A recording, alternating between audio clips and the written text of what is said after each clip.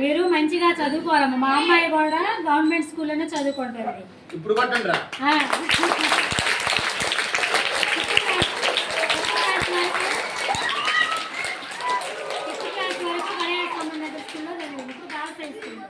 ప్రతి ఒక్క దానిలో ఫస్ట్ వస్తుంది మా అమ్మాయి. చెస్ ఆడినా, యోగాలోనైనా, కరాటీలోనైనా, చదువులోనైనా ప్రతి ఒక్క దానిలో. అట్లానే మీ అందరూ కూడా మంచిగా ఉండాలని నేను ఆశీర్వాదం మీకు తెలియజేస్తున్నాను. యోగా కూడా చేస్తామమ్మా. నేను సాయంత్రం రోజు స్కూల్ నుంచి రాగానే సాయంత్రం ఉచిత యోగా క్లాసులు పెడతాను గోవిందరెడ్డి గారు. ఉదయం ఒక బ్యాచ్, సాయంత్రం ఒక బ్యాచ్కి పెడతాను. నేను సాయంత్రం వెళ్తాను. ఆరోగ్యానికి యోగా చేయటం కూడా మంచిది. చదువుకున్నారా మీరందరూ మంచిగా? మేడం వాళ్ళు చెప్పిన మాట వినాలి, ప్రతిదీ వినాలి. మంచివన్నీ మనం గ్రహించుకొని మళ్ళీ పక్కన వాళ్ళు చెప్పేటట్టు ఉండాలి. అమ్మాయి ఏనండి ఒకసారి వాళ్ళ అమ్మాయి కూడా చెప్పి గవర్నమెంట్ స్కూల్లో 6th క్లాస్ కదా అమ్మాయి, 6th అవుతుంది వాళ్ళ అమ్మాయి.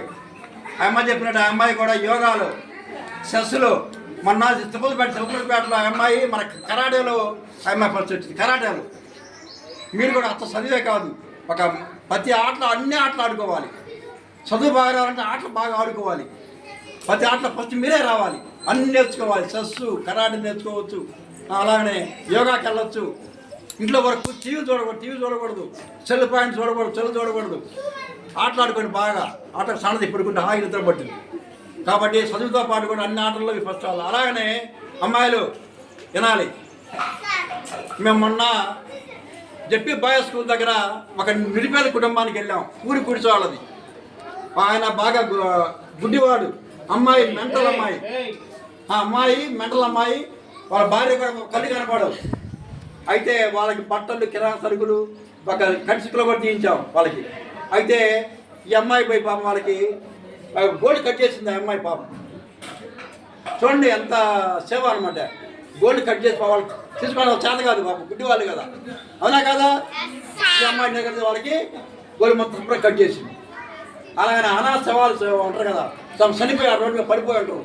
వాళ్ళకి దాన కార్య అమ్మాయి ముందు ఉంటుంది. ఆ అమ్మాయి శవం కుళ్ళిపోయి శవం వాసన వస్తుంది. అయినా కానీ తప్పి తీసుకెళ్ళి దాని ముందుకు వస్తాయి అమ్మాయి. అట్లా మీరు సేవా కార్యక్రమాలు బాగా ముందు ఉండాలి. ఆటల్లో, పాటలు నేర్చుకోండి, డ్రాయింగ్ నేర్చుకోండి. అందరూ ఏదో వృత్తి నేర్చుకోవాలి, మాట్లాడడం నేర్చుకోవాలి, ధైర్యంగా ఉండాలి. దానికి కూడా భయపడ ధైర్యంగా ఉండాలి. నేను వస్తాను, నేను పాడతా, నేను ఆడుతూ ఉండాలి. చెప్పమంటే సార్ నేను చెప్తా, సార్ నేను ఆడతాను, ముందుకు రావాలి. అందుకే భయపడకూడదు, అంత ధైర్యంగా ముందుకు రావాలి. Sir thank you sir. మాట్లాడతారు వారి గురించి.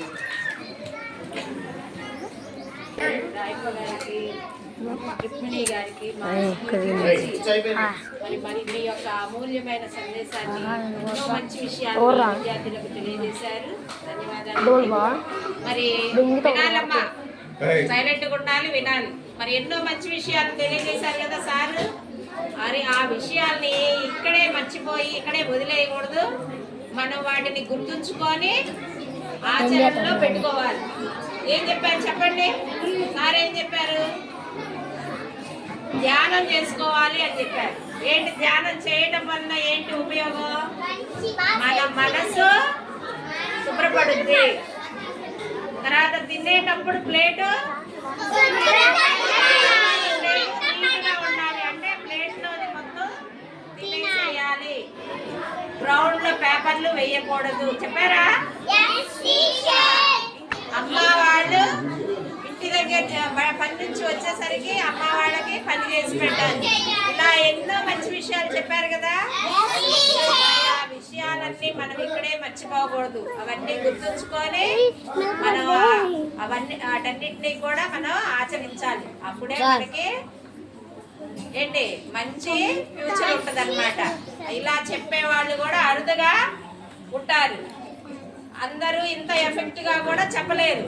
సారు చాలా చక్కగా చెప్పారు, మనసుకి హత్తుకునే విధంగా చెప్పారు.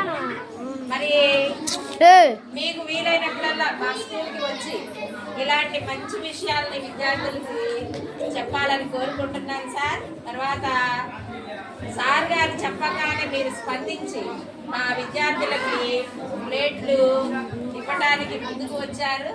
చాలా థ్యాంక్స్ సార్. అలాగే ఇంకా మీ సేవలు ముందు ముందు కొనసాగాలని కోరుకుంటున్నాను సార్. అలాగే మా స్కూల్ స్టాఫ్, మా స్కూల్ చిన్న సత్కారం. మాట్లాడు. On the stage, please.